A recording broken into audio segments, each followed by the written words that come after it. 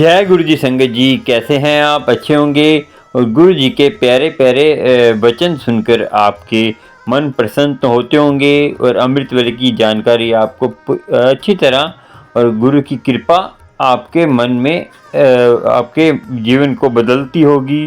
और कभी कभी आपके मन विचलित होता होगा कि हमारा जो जीवन साथी है कि ये हमें पिछले जन्म में भी क्या मिलेगा, और हमारे जो पिछले जन्म में हमारे जीवन साथी कैसे मिलता है। संगत जी, हमारे अंदर प्रेम हो तो हमें पिछले जन्म का भी जीवन साथी मिल सकता है। और संगत जी, आज की जो कथा है ना बहुत प्यारी है। और सत्संग तो है ही आंटी का।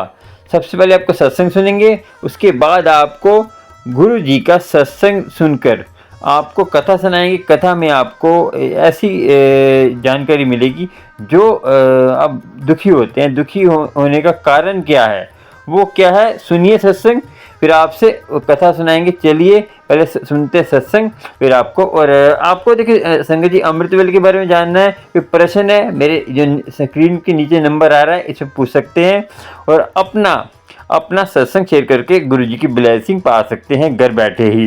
और संगत जी, पूरा सत्संग सुनेंगे। देखिए, अधूरा सत्संग सुनेंगे तो आपको पूरी जानकारी नहीं मिलेगी और आप फिर कहेंगे कि करण अंकल हमें जो है इस बात का पता ही चला। संगत जी, मैं पूरी जानकारी देता हूँ, आप पूरा सत्संग सुनते नहीं है, फिर आप कहते हैं कि और कथा लास्ट में सुना करें, आपके सवालों के जवाब मिलते हैं, ठीक है। और चैनल को सब्सक्राइब, लाइक, शेयर करने से आपको प्यारे प्यारे सत्संग के नोटिफिकेशन मिलते रहते हैं और गुरु की कृपा होती है। और गुरु कृपा करता ही है, मगर आप नाशुक्र हो जाते हैं। आप सोचते हैं क्या देखना, कथा से आपका जीवन भी पलट सकता है। संगत जी, जीवन पलटेगा तो आपका सारा कुछ अच्छा ही होगा। तो इतना ही है। अब सुनते हैं आंटी का सत्संग, फिर आपसे बात करेंगे। जय गुरु जी, शुक्राना। जय गुरु जी, शुक्राना गुरु जी। जय गुरु जी संगत जी। मेरा नाम रजनी है, मैं चंडीगढ़ से हूँ और ये मेरा शुक्राना सत्संग है। हम सत्संग शेयर करते हैं क्योंकि सत्संग करने से सत्संग करने वाले का भी भला होता है और सत्संग सुनने वाले का भी भला होता है। और सत्संग में गुरु जी का आशीर्वाद होता है, गुरु जी की ब्लेसिंग्स होती हैं। तो सबसे पहले मैं गुरु जी की ब्लेसिंग्स जो है वो जो उन्होंने मुझे बर्थडे वाले दिन दी 18 फरवरी को, वो शेयर करना चाहूँगी। गुरु पिता जी के 2-3 दिन पहले गुरु पिता जी ने मुझे मेरे बर्थडे के सत्संग सुनाना शुरू कर दिए थे। किसी और के बर्थडे के सत्संग सुनाना शुरू कर दिए थे 18 फेब से पहले। और फिर मुझे इंतज़ार था कि जब मेरा बर्थडे होगा तो गुरु पिता जी कैसे विश करेंगे। तो जब रात के 12 बजे तो अलार्म बजा अपने आप और गुरु पिता जी ने बर्थडे विश किया, जो मुझे तब समझ नहीं आया। अब समझ आ गया कि 12 बजे अलार्म इसलिए बजा था क्योंकि गुरु पिता जी ने बर्थडे विश किया 12 बजे। तो love you Bapu ji, love you so much wish करने के लिए। आपने ही जन्म दिया है और आपके ही हम बच्चे हैं। और फिर उसके बाद पूरा दिन कोई मैसेज बर्थडे से रिलेटेड नहीं आया। फिर शाम के टाइम गुरु पिता जी मुझे शुरू से ही कार्टून्स ब्लेस किए हुए हैं और कार्टून देख के मुझे बहुत अच्छा लगता है, कार्टून्स की दुनिया बहुत अच्छी लगती है। तो शाम के टाइम गुरु पिता ने कार्टून्स दिखा के ही, जैसे कार्टून्स हैं 2-3 और केक रखा हुआ है, पूरा टेलीपैथी के द्वारा जैसे मैं लेटी हुई थी तो दिखाया मुझे कि वहाँ पे एक ने कुछ फेंका और वो केक जो है वो एक तरह से कट गया और मैं बोल रही हूँ पीछे से कि अभी तो शाम को काटना है केक। तो इस तरह गुरु पिता जी ने मुझे बर्थडे विश किया। गुरु पिता जी के तो तरीके ही ऐसे हैं कि वाह वाह हैं, तभी तो उन्हें बोलते हैं वाहे गुरु, अमेजिंग, जो हम सोच नहीं सकते, हमारी सोच से बहुत परे। और मुझे बहुत ही अच्छा लगा। गुरु पिता जी आपका बहुत बहुत शुक्राना इस तरह से ब्लेस करने के लिए, बहुत बहुत शुक्राना। और 2-3 दिन बाद मुझे नहीं पता मेरी कौन सी LIC है, सर्वाइवल बेनिफिट 3200 रुपये मुझे पड़ा। और ये सब गुरु पिता जी की मेहर है, क्योंकि मुझे तो कोई याद नहीं कि मेरी ऐसी कोई LIC, क्योंकि पीछे सारी LIC वगैरह बंद हो गई थी, भरी नहीं गई मेरे से, तो अब उसका बेनिफिट पड़ा है। तो ये सब गुरु पिता जी की मेहर है। गुरु पिताजी ने बर्थडे का गिफ्ट दिया है, मुझे तो यही लगता है और यही है। तो गुरु पिताजी बर्थडे गिफ्ट देने के लिए आपका बहुत बहुत शुक्राना, अनंतम शुक्राना, कोट कोट शुक्राना। और पहले क्या था कि मैं अलग अलग भगवानों को अलग अलग समझती थी, जैसे भोले बाबा को अलग, माँ दुर्गा को अलग, हनुमान जी को अलग। मगर गुरु पिताजी से जुड़ने के बाद गुरु पिताजी ने मेरे इस भ्रम को दूर किया और उन्होंने मुझे ये रियलाइज़ करवाया कि भगवान एक ही है, ज्योत एक है, रूप अनेक है, और सब भगवानों के हम माथा टेको, मगर ये सोचो कि सब में मैं ही हूँ। और गुरु ग्रंथ साहिब में भी तो लिखा है एक ओंकार, मतलब एक ही ईश्वर है, एक ही भगवान है। तो गुरु पिताजी इतने बड़े भ्रम को दूर करने के लिए आपका बहुत बहुत शुक्राना, अनंतम शुक्राना, कोट कोट शुक्राना। और बर्थडे वाले दिन गुरु पिताजी ने बटरफ्लाई के रूप में भी मुझे ब्लेस किया। मैं जैसे अपने घर में एंटर हुई, मैं दरवाज़ा खोला और अंदर वाले कमरे में गई, तो बेड पे बैठ गई, तो मुझे लगा जैसे कुछ उड़ता हुआ है और मेरे पैर को टच किया। और उसके बाद जैसे मैंने गुरुजी के चरण स्वरूप रखे हैं, वो उसके ऊपर बैठ गया और मैंने देखा वो एक छोटी सी बटरफ्लाई थी और उस कमरे में उसके आने के कोई चांस ही नहीं थे, क्योंकि खिड़की बंद थी और बाहर से भी दरवाज़ा बंद था और आगे सामान रखा हुआ था। वो सामान में चली गई। फिर मेरे मन में आया कि मैं उसका फ़ोटो खींचूं, फिर वो उड़ गई एकदम से और फिर 2 बार आके वो चली गई और उसने फ़ोटो खींचने का मौका नहीं दिया। और हमें फ़ोटो खींचना भी नहीं चाहिए ऐसी जगह पे, क्योंकि गुरु पिताजी अगर ब्लेस करने आ रहे हैं तो हमें इन चीज़ों को सबको शो नहीं करना चाहिए।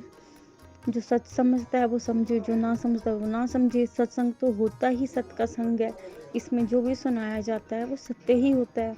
तो गुरु पिताजी ने इस तरह मुझे छोटी सी बटरफ्लाई के रूप में ब्लेस किया। और दूसरे दिन सवेरे भी एक झलक उन एकदम से वो बाहर बटरफ्लाई आई, लाइट के पास गई और उसके बाद फिर दोबारा वो सामान में चली गई और मैंने उसे ढूंढने की कोशिश भी नहीं की और वो उसके बाद आई भी नहीं। तो ये साफ साफ पता लगता है कि जो दीवार की तरफ वो गई वहाँ से जाने का कोई भी रास्ता नहीं था बटरफ्लाई के लिए। और बटरफ्लाई उड़ता हुआ जीव है जो बाहर रहता है, तो वो अंदर क्या करेगी। वो गुरु पिताजी ही थे, उनका सत्संग के माध्यम से मैसेज भी आया था कि आज मैं तुझे ब्लेस करने आऊँगा। और मैं सोच रही थी वो कैसे आएंगे, तो वो बटरफ्लाई के रूप में आए और अपने बच्चे को ब्लेस करके गए। गुरु पिताजी आपका बहुत बहुत शुक्राना, अनंतम शुक्राना, कोट कोट शुक्राना। और पहले मेरा दिल बहुत कमज़ोर था, छोटी छोटी बातों पे मैं घबरा जाती थी, मगर गुरु पिताजी ने टेस्ट लेके अब दिल जो है वो इतना कमज़ोर नहीं रहने दिया है। अब सब्र भी आ रहा है और दिल मजबूत भी बन रहा है और ये सब गुरु पिताजी की मेहर है। गुरु पिताजी आपका बहुत बहुत शुक्राना इसके लिए। और गुरु पिताजी सत्संग के माध्यम से ही बात करते हैं, तो वो बताते हैं कि तुम्हारे जो कर्म हैं वो पूरी ज़िंदगी अगर तुम कटवाते रहते तो भी नहीं कटते, मगर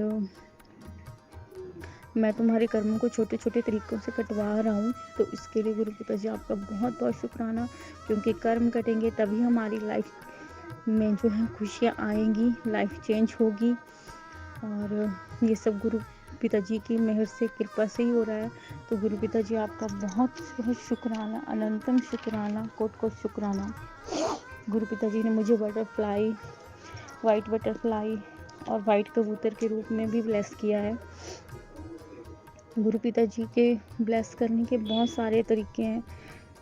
आज मैं टीवी में सॉन्ग देख रही थी, तो वहाँ पे एक लड़का सॉन्ग गा रहा था, तो उसके पीछे से मुझे वाइट बटरफ्लाई जाती दिखाई दी। पहले मैंने सोचा मेरे बहम तो नहीं है, फिर मैंने फिर से देखा तो फिर से उसके पीछे से एक वाइट बटरफ्लाई गई। तो इस तरह जैसे हम घर से बाहर नहीं जा पाते, तो गुरु पिताजी हमें टीवी के माध्यम से भी, सॉन्ग्स के माध्यम से भी, सीरियल के माध्यम से भी, कुछ भी लगा उसमें बटरफ्लाई के माध्यम से भी ब्लेस कर जाते हैं। फिर जो हम सत्संग सुनते हैं ना, उसमें जो संगतें सुनाती हैं कि हमें मोर के रूप में ब्लेस किया, तो जो वो सुनाते हैं वो भी हमारे साथ होता है। जो सत्संग हम सुनते हैं वो आज कल में हमारे साथ वो होता है, तो इसलिए हमें सत्संग जो है वो बिल्कुल अच्छे से सुनने चाहिए। और गुरु पिता जी किस तरह से ब्लेस करेंगे वो गुरु पिता जी ही जानते हैं, और बस हमें समझना होता है। और गुरु पिता जी बोलते हैं कि जैसे वो हेल्थ ब्लेस कर रहे हैं, तो उन्होंने कहा कि मैंने तेरे परिवार को हेल्थ ब्लेस की बीमारियां दूर कर दी और तेरी भी बीमारियां ख़त्म कर दी। तो इसके लिए गुरु पिता जी आपका बहुत बहुत शुक्राना, अनंतम शुक्राना, कोट कोट शुक्राना। और जैसे पिछले 8 महीने से मेरे सारे चक्रास जो ब्लॉक थे, ध्यान मेरे से लगता ही नहीं था, मगर अब ध्यान भी लगने लगा है और गुरु पिता जी भक्ति करवा रहे हैं। और जैसे पहले मेरा दिव्य दृष्टि का चक्र, अध्यात्म चक्र जो था और किंग चक्रास जो थे वो एक्टिवेट हो रहे थे, किंग हो चुके थे, वो दोबारा से फिर प्रोसेसिंग में आ गए हैं। और ये सब गुरु पिता जी की मेहर है, उनका दिखाया रास्ता ही है। और गुरु पिता जी कहते हैं शुरू से शुरुआत कर, तो गुरु पिता जी शुरू से शुरुआत आप ही कराइए, आप ही करा रहे हो, कराने वाले आप ही हो, करने वाले भी कराने वाले भी। आपका बहुत बहुत शुक्राना, अनंतम शुक्राना, कोट कोट शुक्राना। और गुरु पिता जी साथ में सत्संग के माध्यम से बताते हुए रहते हैं कि तुम सही रास्ते पे जा रहे हो या तुम गलती कर रहे हो। और एक बहुत बड़ी बात हो रही है कि जो मेरे हस्बैंड हैं उनमें कनेक्शन में सुधार हो रहा है, और जो फाइनेंशियली वो चिड़चिड़ करते थे अब नहीं कर रहे हैं, हम बड़े शांत से हो रहे हैं। और ये सब जो है गुरु पिता जी की ही मेहर है। और गुरु पिता जी असंभव को संभव कर देते हैं। और पति पत्नी का रिश्ता तो मधुर होता है, इसमें लड़ाई झगड़े ना हो और एक दूसरे को जितना समझें उतना ही बहुत अच्छा है, घर स्वर्ग बन जाता है। गुरु पिता जी ये सब कर रहे हैं, वरना हमारी लाइफ तो ऐसी थी नहीं। तो गुरु पिता जी आपका बहुत बहुत शुक्राना इसके लिए, और बहुत ही ज़्यादा शुक्राना, क्योंकि घर में क्लेश हो तो जीवन बेकार हो जाता है, मगर आप घर को स्वर्ग बना रहे हो, ये और ये आपका ही घर है, आप ही घर के बड़े हो। और इसके अलावा गुरु पिता जी जैसे पक्षियों का जोड़ा दिखता है, पक्षियों का डार दिखता है और कबूतर जगह जगह दिखते हैं, जो गुरु पिता जी की ब्लेसिंग है। तो इसके लिए भी गुरु पिता जी आपका बहुत बहुत शुक्राना, अनंतम शुक्राना। गुरु पिता जी बोलते हैं निंदा और चुगली नहीं करनी है। इससे पहले मैंने सत्संग शेयर किए थे, उनमें मैंने कुछ बताया हुआ था, मगर अब मुझे समझ आ गई। गुरु पिता जी का मैसेज आया कि अमृत वेला करो और किसी की निंदा और चुगली मत करो, किसी की भी मत करो, चाहे आपका बच्चे है उसके बारे में भी कुछ ऐसा मत बोलो, क्योंकि इससे हमारे कर्मा खराब होते हैं। और जैसे मैंने सांस सांस में सिमरन मांगा है, तो पूरा दिन और रात जब हम भगवान के ईश्वर के ध्यान में रहेंगे और ऐसी चीज़ें करेंगे, तो हमारे ऊपर जो है वो हमारी जो भक्ति है वो ख़राब होती है, हमारे कर्मा ख़राब होते हैं। और पीछे कुछ ऐसा हुआ जिसकी वजह से मैं फिर से बैक आ गई, जितनी पौड़ी में चढ़ी उतनी बैक आ गई। अब तो गुरु पिता जी से यही अरदास है कि जब भी ऐसी जगह चलें तो आप हमें बता दिया करिए। और निंदा और चुगली तो बिल्कुल भी नहीं करनी चाहिए।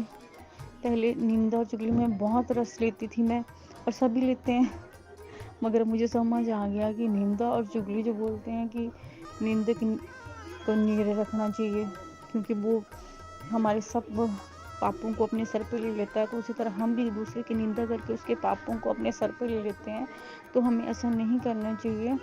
और हमें बस नाम जाप करना चाहिए। ये सिखाने के लिए गुरु पिता जी आपका बहुत बहुत शुक्राना, अनंतम शुक्राना, कोट कोट शुक्राना। और गुरु पिता जी ने ये भी सिखाया है कि सेवा बड़ी या छोटी नहीं होती, सेवा सेवा ही होती है। तो हमें किसी भी सेवा को छोटा या बड़ा नहीं समझना चाहिए, उसे पूरे मन से करना चाहिए। और गुरु पिता जी का मैसेज आता है कि मैं तुम्हारे ब्लैक मैजिक तो सत्संग सुना के ही काटता हूँ, और बहुत हद तक गुरु पिता जी ने काट भी दिया है। तो इसके लिए गुरु पिता जी आपका बहुत बहुत शुक्राना, अनंतम शुक्राना, कोट कोट शुक्राना।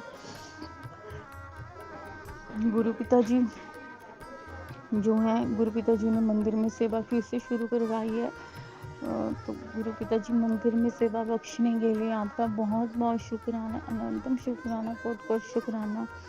तुम्ही हो माता पिता, तुम्ही हो बंधु सखा, तुम्ही हो साथी, तुम्ही सहारा, कोई न अपना सिवा तुम्हारे। गुरु पिताजी, आप ही मेरी माता हो, आप ही मेरे पिता हो, आप मेरे भ्राता हो, आप ही बंधु हो, आप ही गुरु हो, आप ही रब हो, आप हो तो सब है। ये मेरे प्यारे गुरु पिताजी, आपके चरणों में कोट कोट दंडवत प्रणाम। और ये जीवा हमेशा आपका शुक्राना करती रहे और इसी तरह शुक्राना आप बख्शते रहना और अपने सेवक को, अपने छोटे से सेवक को अपने चरणों में रखना, अपनी सेवा कराते रहिएगा और काम क्रोध लोभ मोह से दूर करिएगा और कभी भी घमंड ना आने दीजिएगा, हमेशा अपने चरणों में रखिएगा। जय सत्संग करते हुए अगर मेरे से कोई गलती हो तो क्षमा करिएगा गुरु पिताजी।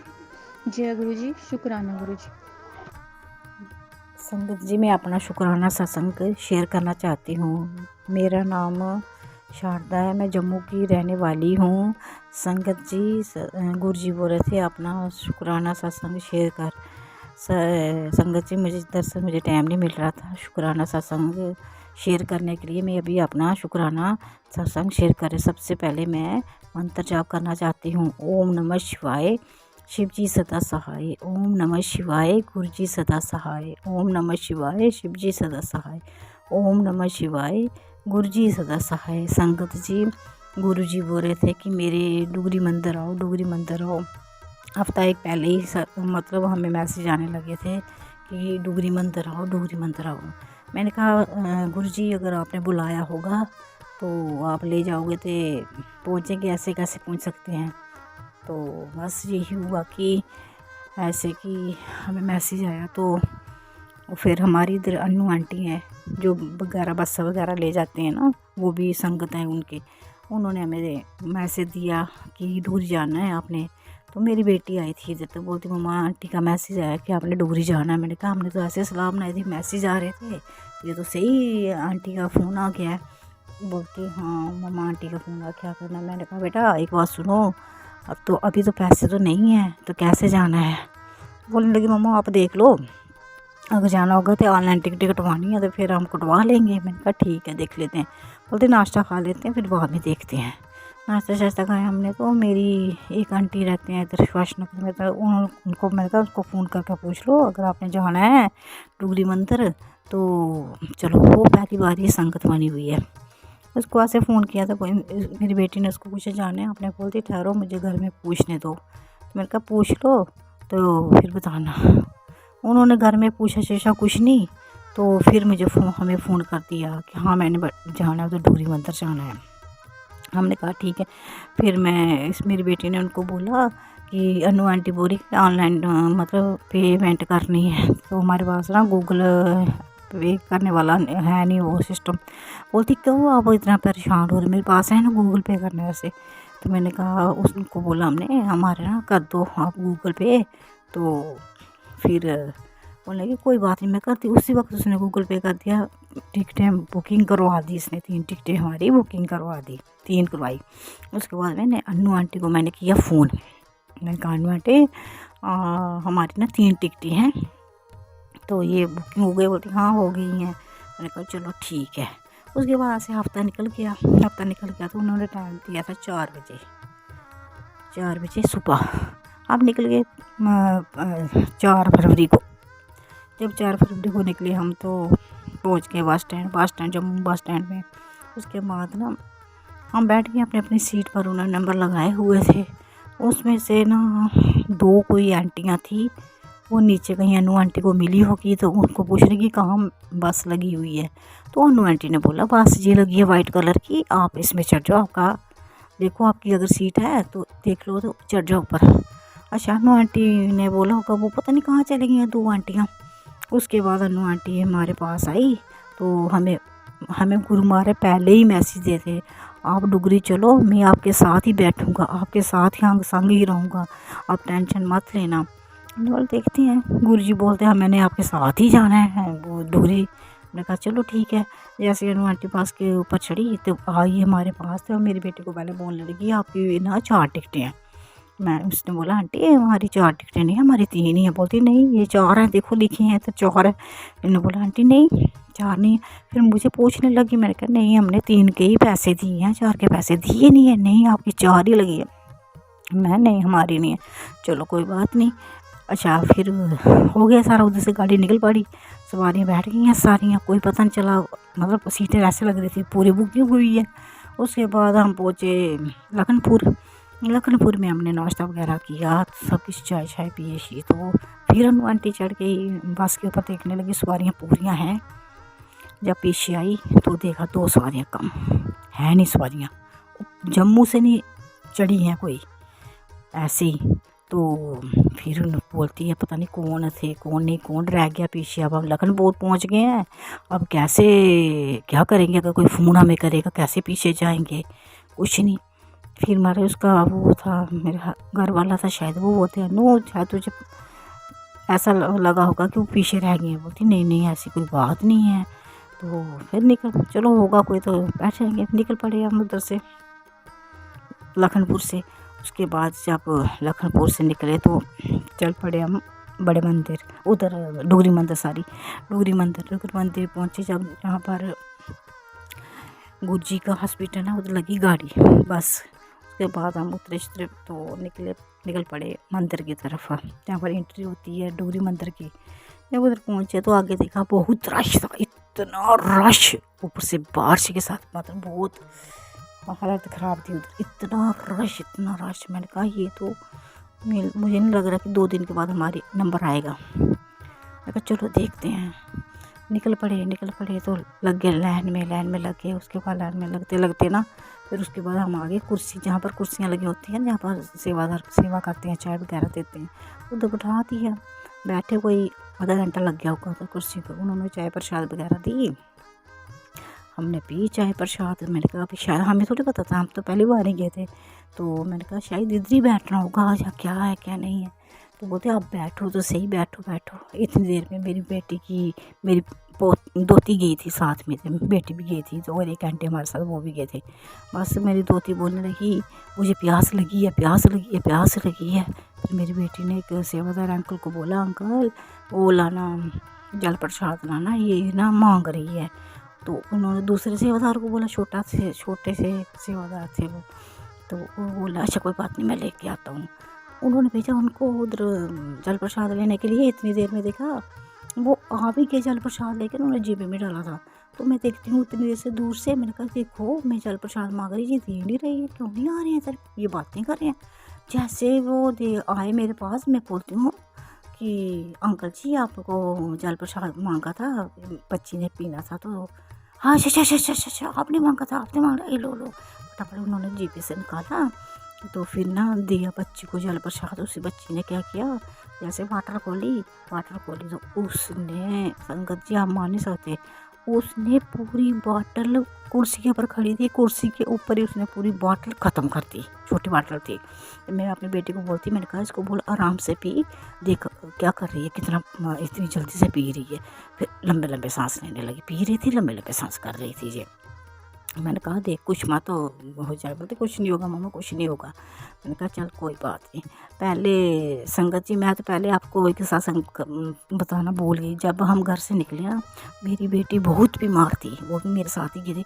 मतलब उसको इतनी तकलीफ़ हो गई, सांस की प्रॉब्लम हो गई, वो रात को ही हो गई इतनी, मतलब वो पहुँच नहीं सक रही थी डुगरी मंदिर। कहने के बाद मैंने कहा मैंने अपनी जिम्मेवारी पर लाया उसको, तो शायद कुछ हो जाएगा, मेरा ही नाम आएगा कि इसके साथ गई है ना। मैंने कहा तू सिमरन करते रह, बस भजन सुन, सिमरन कर। उसको सांस नहीं आ रही थी, नाक बंद, छाती बंद, बिल्कुल सांस नहीं आ रही। पर गुरु महाराज की इतनी शक्ति है कि गुरु महाराज ने अपने डुगरी मंदिर पहुँचा ही दिया। जैसे पहुँचे उधर थोड़ा होश आ गई, उधर वैसे उसको थोड़ा, जैसे हम फिर पहुँचे इधर तो मतलब बैठे थे बच्ची वो छोटी हो रही थी जल प्रसाद पीना, उससे पानी जल प्रसाद पिया, उसके बाद लग गए थे हम लाइन में, हमारा नंबर आ गया। उसके बाद हमने यहाँ पर चप्पलें वगैरह खोलते हैं, हमने उधर चप्पलें रखी, तो हम निकल पड़े लाइन में। तो बहुत बड़ी लाइन लगी हुई थी। जब लाइन लगी हुई थी तो आता नंबर जहाँ पर हम बैठते हैं, जहाँ पर 2-3 मिनट बैठाते हैं, तो हम उधर भी बैठे, बिठाया उन्होंने हमें। उसके बाद हमें उधर बिठाया, फिर उठा के हम फिर दर्शन करने गए। दर्शन करके उधर से निकले बाहर जब निकले तो जहाँ पर चप्पलें रखी होती हैं ना, उतरी हमने चप्पलें ली, तो उधर ना एक बैर बेच रहा था अंकल। तो मेरी बेटी बोल रही मम्मा बैर बेच रहे हैं, लेने अपने। मैंने कहा मैंने तो खाने में, तूने खाने ले लिए। उसको पूछा कितने के? वो बोलता है 20 रुपये के। मैंने कहा 20 के? मैंने कहा चल ले 20 के, अगर अच्छे होंगे तो ठीक है, नहीं होंगे तो रहने देना। बोलता है ये 20 का, एक 50 का है। उसने एक खाया तो बोलती मम्मा बहुत अच्छे। मैंने कहा चल 20 का और ले ले, 2 ले ले 20-20 के। उसने 2 लिए। संगति आप मान नहीं सकते हो, हमें नहीं पता कि वो बाबा जी कहाँ से आए, कहाँ से नहीं आए, ये हमें कुछ नहीं पता चला। आकर मेरी बेटी को बोलते हैं मुझे 2 रुपये दे दो। मेरी बेटी ने बोला 2 रुपये तो है नहीं। मुझे बोलती मम्मा 2 रुपये। मैं कहा 2 रुपये नहीं है मेरे पास, 10 रुपये हैं। तो ये बेटी की छोटी बेटी का हाथ लगा के दे दो इनको। उसने हाथ लगाया तो दे दिया, उसको 10 रुपये दे दिए, बाबा जी को दे दिया। तो बेटी को वो बात करे तो बड़ी परेशान है, क्या बात है तुझे, ऐसी है वैसी है, मतलब बातें पूछ, 2-3 बातें की, ज़्यादा बातें नहीं की। हाँ उसने बोला हाँ तो एक काम कर, तेरा पति जब काम करेगा ना, उसकी जो कमाई है ना पहली, उसको ना इस बच्ची के हाथ लगा कर लड्डू प्रसाद रखना उधर पूजा वाली जगह में। से बोला ठीक है। तो बस बहुत यही मेरी बेटी को पहले उन्होंने बोला था मैं अपने मतलब चरणों के दर्शन करवाऊंगा। तो बस मेरी बेटी साथ ही बातें कर रहे थे, मैं भी उधर खड़ी थी पास ही, बेटी भी छोटी भी थी। बोले मेरी बस यही बोलते थे, मेरे पाँव की तरफ देख, मेरे पाँव की तरफ देख, मेरे पाँव की तरफ देख। तो मेरी बेटी ने बाबा जी को बोला बाबा जी एक बात बोलूँ? तो बोला बोलो। बोलता बाबा जी मैंने आपके ना चरण छूना चाहती हूँ। बोलता क्यों नहीं, हाथ के साथ बोलने लगे, छू मेरे चरण, छू मेरे चरण, छू मेरे चरण। फिर मतलब उन्होंने पैर छुए, उनके चरण छुए, उन्होंने आशीर्वाद दिया। उसके बाद मोर पंख के साथ भी फिर आशीर्वाद दिया, मुझे भी दिया, मेरी बेटी को दोती को भी दिया आशीर्वाद। तो बस उधर से देखा, थोड़ा पीछे से दिखाई तो दिए नहीं, मिले नहीं हमें। थोड़े से बाहर आए, आगे जय प्रसाद का लंगर लगा हुआ था। वो सेवादार अंकल बोलते नहीं नहीं नहीं ऐसे नहीं जाना है, जय प्रसाद लेकर पी कर ही जाना है। फिर हमने एक कप लिया, उधर से पीते पीते निकल पड़े जहाँ पर स्वरूप मिलते हैं डूगरी मंदिर, उधर लग गए हम लैंड के ऊपर। उधर आके रश पड़ा था, ऐसे संगत करते हैं वो, मुझे जाने तो पहले वो करो, वो ऐसे करने लगे थे। हमने बोला चलो आराम से, हमने भी बोला उनको भाई आराम से लो, आराम से लाइन में लगो, आराम से लो, जो मिलेगा ब्लेस आपको मिलेगी। दुनिया संगत मानती नहीं है कई बार। फिर हमें लग गया लाइन में, हमें स्वरूप मिले, बड़े बड़े स्वरूप मिले हमको, तीनों को स्वरूप मिले, मेरी बेटी को, जो हमारे साथ आंटी गई थी, मैं भी गई थी, तो हमें स्वरूप मिले। उसके बाद जब स्वरूप मिले तो हम बड़े खुश हो गए। उसके बाद बाहर निकले उधर से जहाँ से एंट्री करते हैं, फिर हम बैठ गए बस में। जब बस में पहुँचे, बैठ गए, रात को पहुँचे हम। फिर इधर मतलब 2-2:45 बजे हम जम्मू में पहुँच गए।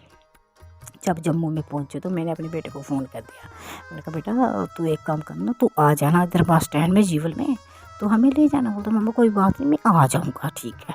तो मैंने कहा तू लॉबी वाला दरवाज़ा खुला ही रखना। तो मैंने गुरु महाराज के वो स्वरूप लाया, मैंने उधर से ही लाना है संगत जी। अच्छा उसने बोला कोई बात नहीं, वो थोड़ा भूल गया, मुझे लेने आ गया।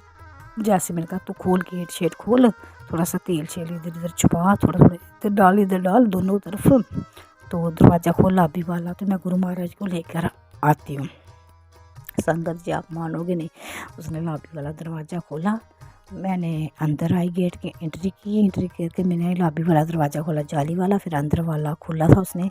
जैसे संगत जी में घर में हमने डागी रखा है एक, और वो डागी ने जब गुरु महाराज का स्वरूप देखा ना, वो मैंने डायरी में रखा था डागी को, भी सर्दी बहुत थी ना, इसने मुझे देख लिया, डॉगी ने स्वरूप ही देखा उसने गुरु महाराज।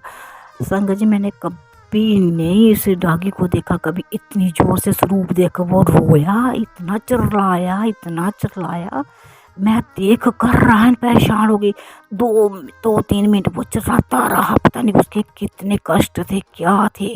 उसको पहले ही बड़ा बीमार हो गया था ना, तो गुरु महाराज ने ही उसको बचाया था। मतलब मौत की मुंह से उसको निकाला था बाहर। डागी मेरे को खुद आए थे वो गुरु महाराज मेरे डागी को आशीर्वाद देने के लिए, खुद बैठे थे मेरे तख्त पोश के ऊपर, फिर उसको आशीर्वाद दिया था तो मेरा डागी बच गया था। तो फिर मतलब वो देख रहा था, रोया, इतना रोया कहने की बात नहीं है। मेरे दिल में मुझे वहम हो गया, मैंने कहा क्या हो गया, पता नहीं कितने कष्ट काटे होंगे जो इसने देख कर मतलब ये खुश हो गया गुरु महाराज के लिए।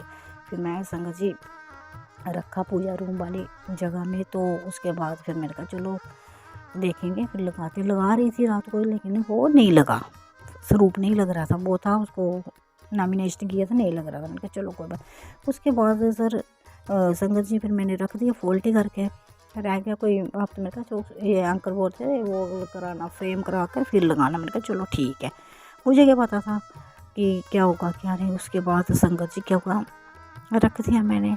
फिर एक दिन ऐसे हफ्ता हो गया तो मेरी बेटी फ़ोन कर लगी, मम्मा आपने ना स्वरूप नहीं लगाया। मैंने कहा नहीं मैंने नहीं लगाया। मैंने कहा फ्रेम करके फिर लगा। बोलती नहीं आप ना इस वक्त ही लगाओ। तो संगत जी मेरे घर में बहुत ब्लड मैसेज किया था, बहुत ज़्यादा किया था, अपना ही था कोई। उसके बाद मैंने गुरु महाराज मुझे मैसेज दे रहे, कोई बात नहीं, मैं काट रहा हूँ तेरे, थोड़ा सा रह गया, कोई बात नहीं है, ठीक है। उसके बाद फिर मैंने कहा चलो ठीक है। फिर मैंने लगा दिया, स्वरूप लगा दिया लापी में, मैं पूजा रूम के ऊपर ही लगा दिया। लगाया तो थोड़ा ना घर में ऐसी थी कि थोड़ी सी परेशानी चल रही थी, मतलब ऐसे होता रहता है छोटा मोटा जो होता है। अब चलो ठीक है। तो संगत जी फिर मैंने स्वरूप वगैरह लगाया, चाय बनाई, कड़ा प्रसाद बनाया। तो फिर मैंने ना गुरु महाराज के आगे लगाया। तो महाराज बहुत खुश हुए, गुरु महाराज इतने खुश हुए कहने की बात नहीं है।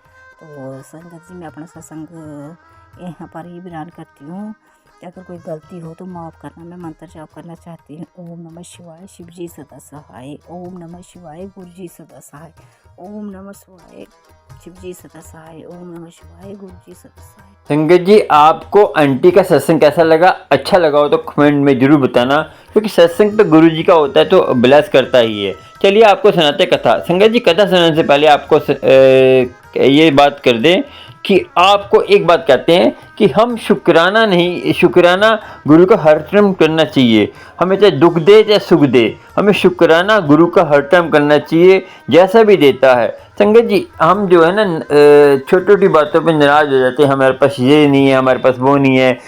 हम जो है हम दूसरों को देखकर अपना जीवन खराब कर लेते हैं। देखिए हमारा रिमोट दूसरों के हाथ में, रिमोट दूसरे के हाथ में क्या, दूसरा ही हमें हमें दुखी कर देता है, दूसरे ही हमें सुखी कर देता है। तो हमारे हाथ में क्या है संगत जी, हम तो दूसरे के कठपुतली बने हुए हैं। तो अपना संगत जी परमात्मा का शुक्राना करा करें, जितना है उसी में गुजारा करा करें। और आप घर में कैसे रहना है वो आपको मालूम होगा। संगत जी हम क्या करते हैं, हम छोटी सी बात होती है, हम लड़ाई झगड़े कर लेते हैं। हस्बैंड वाइफ, धर्म पत्नी और पति, धर्म पत्नी और कहते हैं हस्बैंड, और कहते हैं अपना पुरुष को किंतु परंतु करते हैं। आपकी गलती है, उसकी गलती है, अपना प्यार से रहिए, उसमें आपको क्या हर्ज हो रहा है। आपको जैसे कोई गलती होती है किसी से तो अपनी गलती स्वीकार कर लीजिए, औरत से गलती होती है तो वो भी स्वीकार कर ले, तो कभी लड़ाई झगड़ा होएगा नहीं और सुख शांति रहेगी और प्यार बनेगा। और संगत जी आज की कथा इसी के ऊपर है। एक राजकुमार और एक राजकुमारी थी, और राजकुमार राजा और एक रानी। तो उसका जो है संगत जी बच्चा नहीं था, राजकुमारी का, राजकुमार रानी का तो बच्चा नहीं था। तो उसने बोला कि राजा को कि तुम जो है दूसरी शादी कर लो। कहता मैं तुमसे बहुत प्यार करता हूँ, मैं दूसरी शादी नहीं कर सकता, क्योंकि तुम दूसरी रानी आएगी तो तुमसे मैं उसकी तरफ ध्यान लग जाएगा मेरा। तो ये भी कहते हैं मेरे लिए है नहीं कि मैं एक तरफ ध्यान लगा सकता हूँ, या तुमके ऊपर लगाऊंगा या उनके ऊपर। तो मैं शादी नहीं करूँगा आपके पास, आपको मैं ऐसे ही प्यार करता हूँ कि चाहे बच्चा है या राजकुमार हो ना हो। तो राजकुमार होगा तब भी ठीक है, नहीं होगा मुझे पुत्र की ज़रूरत नहीं है, मैं तुमसे प्रेम करता हूँ। होगा तो किस्मत में हमारे हो जाएगा। तो राजकुमार जो रानी थी उसने वादा किया कि हम जब पुनः जन्म लेंगे तो हम जो है दोबारा मैं तुम्हें पुत्र का सुख दूंगी। संगत जी देखिए, आजकल तो हम इस जन्म में जो है लड़ाई झगड़े कर कर थक जाते हैं।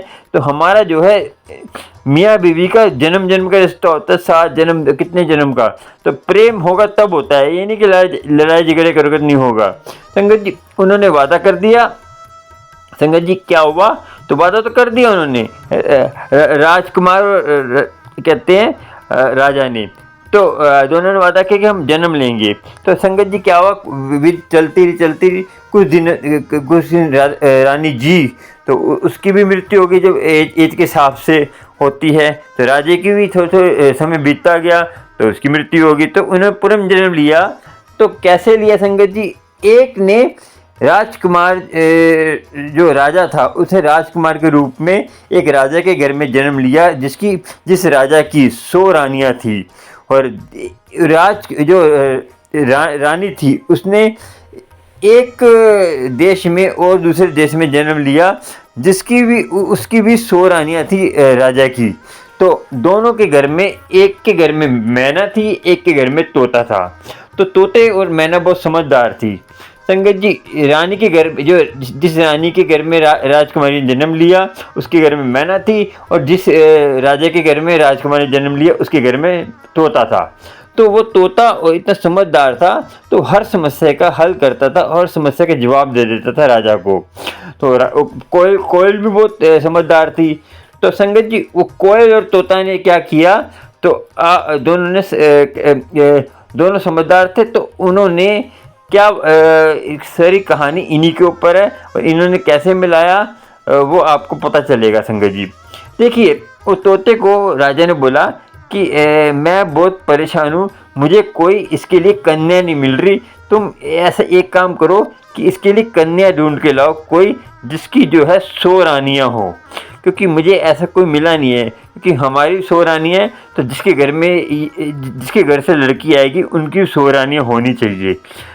तो उस तोते ने बोला तुम ऐसा करो, एक राजकुमार की फ़ोटो और उसकी जो है पूरी डिटेल या पूरी जानकारी मुझे लिख के दे दो, मेरे पाँव में बांध दो, तो मैं ढूंढ के लाऊंगी। संगत जी वो तोते के पाँव में बांध दिया उन्होंने। तो तोता जो है चलता गया। तो उन्होंने ढूंढता गया। तो उसने जो है जब ढूंढ थक गया तो एक पेड़ का जो खोल होते हैं संगत जी, जैसे पेड़ खोखला हो जाता है, अंदर जाने लगा। तो वहाँ से एक आवाज़ हुई, इस पेड़ के अंदर मत जाओ, ये खतरनाक पेड़ है। तो वो तोता नहीं गया, तोता डाल पे बैठ गया। तो तोता डाल पे बैठा तो संगत जी थोड़ी देर बाद एक कोयल भी आके वहीं तोते वहाँ बैठ गई। तो कोयल और तोते की बात चल रही थी कि तुम कहाँ से आए हो, कहे हम इस राज्य से आए हो, कह रहे मैं इस राज्य में रहती हूँ। तो उस बात चली कि तुम किस लिए आए हो, कह रहे कि मैं जो है अपने राजे के आज्ञा से आई हूँ, उनका एक राजकुमार है, राजकुमार के लिए रानी ढूंढने आई हूँ, राजकुमारी ढूंढने आई हूँ शादी के लिए। तो मैंने ने बोला मुझे भी हमारे जो है जहाँ मैं रहती हूँ, जो मेरा राजा है जहाँ मैं रहती हूँ, उनकी भी एक राजकुमारी है, उनकी भी उस राज्य की 100 रानियाँ हैं। तो तोते ने बोल दिया था कि 100 रानी चाहिए, तो जिसकी राजकुमारी की शादी होगी। तो मैना ने बोला तो ये तो बात चल जाएगी। तो मैना और तोते की जो बात चल रही थी, तो गांव के लोग कुछ देख रहे थे, उन्होंने, क्योंकि वो जलते थे मैना से कि वो समझदार थी तो हमारी कोई बात मानती नहीं। तो उसने चुगली लगा दी राजा को कि वो जो है भटकते मैना से, क्योंकि वो इतनी समझदार थी, पूरी समस्या का राजा के समस्या का हल दे देती थी। और वो जो चुगली लगा दी कि मैना जो है रानी के लिए वर ढूंढने नहीं गई, वो अपनी ऐश कर रही है और वो जो है एक तोते के साथ घूमी जा रही है। तो राजा को आया गुस्सा। तो राजा ने बोला उस मैना और तोते को मृत्यु मार दो। तो वो दोनों को पता चल गया संगत जी। तो दोनों को पता चला तो दोनों जो है क्या करा उन्होंने, वो राज्य छोड़ के 1-2 साल के लिए कहीं चले गए। संगत जब 1-2 साल के लिए चले गए तो वो जो है फिर मैना उस राजकुमारी के पास आई, जो राजकुमारी कहते हैं, राजकुमारी के पास जैसे आई तो मैना ने बोला कि एक राजकुमार है, तुम्हारे लिए बहुत अच्छा वर है। तो उसने फ़ोटो दिखाई तो राजकुमारी को वो राजकुमार अच्छा लगा। तो संगत जी क्या हुआ, तो वो जो है राजकुमारी तो उसके पैर में इतनी पागल हो गई, तो उसने वो राज छोड़कर उस राजकुमार के पीछे आ गई। तो संगत जी जैसे पीछे आई तो वो वहाँ से वो राजकुमार भी चल पड़ा उस राजकुमारी से मिलने के लिए। जैसे मिलने गया संगत जी क्या हुआ कि वो राजकुमार के लिए दोनों राजकुमार और राजकुमारी वेश बदल लिया। उन्होंने एक पुरुष का वेश बदल दिया राजकुमारी ने, और राजकुमार ने एक जो है जो होते हैं ना नपुंसक, और जो कहते हैं कोई और रूप बदल दिया उसने, जो कहते हैं अपने आप को कहते हैं किन्नर का रूप बदल दिया उसने राजकुमार ने। तो क्या हुआ, किन्नर का रूप बदल दिया राजकुमार ने, और रानी ने एक पुरुष का रूप बदल दिया। तो दोनों जो है एक राज्य में रहने लग पड़े। तो वो राज्य को पसंद आया उनका काम, तो उन्होंने अपने स्पेशल जो है अपना सैनिक बना लिया, पूरे राज्य का देखभाल उसके हाथ में दे दी कि जो भी कार्य होगा ये राज्य का तुम देखोगे, मेरे मुख्य तुम सैनिक बनोगे। तो मुख्य सैनिक वो बन गए, ठीक है। तो उसका इतना मेहनत देखकर उस राजे ने उसको जो है अपना सब कुछ कहते हैं कार्य करने को देता था। तो कुछ दिन में वो राजा जो है, राजा की मृत्यु हो गई। तो मृत्यु से पहले उसने जो है उस पुरुष को, जो राजकुमारी थी, पुरुष बना हुआ था, उसको पूरा राज्य दे दिया, और वो जो है उस राज्य का राजा बन गया। राजकुमारी थी मगर वो उनके सामने जो पूरी जो था संसार और जो पूरा नगर था उसके सामने वो पुरुष बन गया, ठीक है। पुरुष था तो राजकुमार उसको बना दिया। तो कुछ टाइम क्या हुआ तो वो जो है राजकुमार, किसी ने वो राजकुमार क्या करता है, रात को राजकुमार बन के रहता था। तो उसको जो है उसकी नज़र पड़ गई एक जो जादूगरनी की लड़की की, उस पर राजकुमार को उसको सुंदर लगा। तो उसने क्या करा कि अपनी माँ को बोला, जादूगरनी को, उसने माँ ने क्या करा, उसके गले में एक पट्टा डाल दिया जिससे वो एक बैल बन गया। तो जब बैल बन गया तो रात को क्या करती, उसके गले में पट्टा हटा देती तो वो राजकुमार बन जाता, और दिन को वो जो है उसके गले में पट्टा डाल देती, वो बैल बन जाता। तो ये बात वो जो है रानी राजकुमारी जो वो तो पुरुष के रूप में थी, मगर वो ढूंढ रही थी राजकुमार कहाँ चला गया। तो उसको जो है तोते ने जानकारी दी कि वो एक जादूगरनी ने उसको बैल बना के रखा हुआ है। तो उसने क्या करा, नगर में सारा ढिंडोरा फैला दिया, जितने भी बैल हैं वो हमारे नगर में लेके आओ। तो राजा का हुक्म था, तो वो तो राजा था ना, किसी को पता नहीं राजकुमारी है। वो सारे बैल लेके आ गए, और जो जादूगरनी ने ये अंकार कर दिया कि हम नहीं देंगे अपने बैल। तो वो अब क्या हुआ, फिर वो राजकुमारी जो राजे के रूप में थी उसने बोल दिया इसको जो है पकड़ के लाओ, और उसने जो पकड़ के लेके आए बैल को, तो झटका ज़्यादा लग गया। तो सैनिक ने झटका ज़्यादा मार दिया, वो जो है रस्सी बैल पट्टा टूट गया। पट्टा टूटा, उस पट्टे टूटने से वो राजकुमार प्रकट हो गया। तो उसने देखा कि ये जादूगरनी ने हमारे राज्य में ऐसा करा है, तो इसको सज़ा मिलनी चाहिए। संगत जी उस जादूगरनी और उसकी बेटी को सज़ा मिली, क्योंकि उसके पिछले जन्म के कर्म थे संगत जी, कि पिछले जन्म में उसने किसी को फंसाया था ऐसे ही जानबूझ के, उसकी गलती नहीं थी, उसको फंसा दिया था। उसी जादूगरनी ने उसका फल मिला, क्योंकि हमारे कर्मों के फल हमें मिलते हैं। और उसका राजकुमार मिल गया। तो राजकुमार जब मिला तो वो राजकुमार मिलने से क्या हुआ संगत जी, तो उन दोनों ने उन्होंने बोला कि मैं एक राजकुमारी थी, क्योंकि मैं अपने राजकुमार से मिलने के लिए ये रूप बदला था, तो अब ये जो राजकुमार को राजा बना दो, मैं इसकी रानी बनूंगी। दोनों सुखी से रहने लग पड़े। तो उसका जो है एक राजकुमार जन्म लिया, क्योंकि उसने वादा करा था पिछले जन्म में कि हम जो है मैं तुम्हें राजकुमार दूंगी। तो संगत जी, इससे कहानी से हमें ये मीनिंग है कि जब जहाँ प्रेम होता है ना, वहाँ पे परमात्मा भी हमारा साथ देता है। और पिछले जन्म में जैसे उन्होंने वादा किया था, उसको राजकुमार मिल गया, और उसने बुरे कर्म करे थे, उसने गलत फंसा दिया था वो जादूगरनी ने। तो पिछले जन्म में जो पिछले जन्म में जादूगरनी थी, जादूगरनी जो पिछले जन्म में कुछ और थी, उसने किसी को गलत फंसा दिया, तो उसको कर्म के फल मिले, जादूगरनी को जेल में डाल दिया। और इस कथा से मिला कि हम जैसा करते हैं वैसा बढ़ते हैं, हम जैसा बोएंगे वैसा हमें मिलेगा।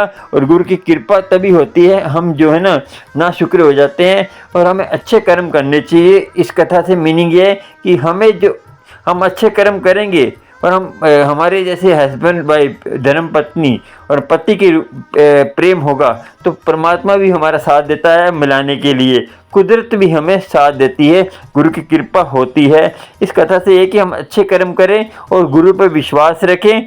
गुरु हमें अंग संग है, चाहे गुरु जी हो चाहे किसी धर्म की हो। संगत जी, सब धर्म में एक ही बात है, गुरु की कृपा होगी। संगत जी, इस कथा से आपको क्या शिक्षा मिली, कथा आपको अच्छी लगी हो तो मुझे कमेंट करके ज़रूर बताना। आपको गुरु की कृपा हो, गुरु आपको अंग संग रहे, गुरु की कृपा होती रहेगी। और अगले सत्संग में मिलेंगे आपसे।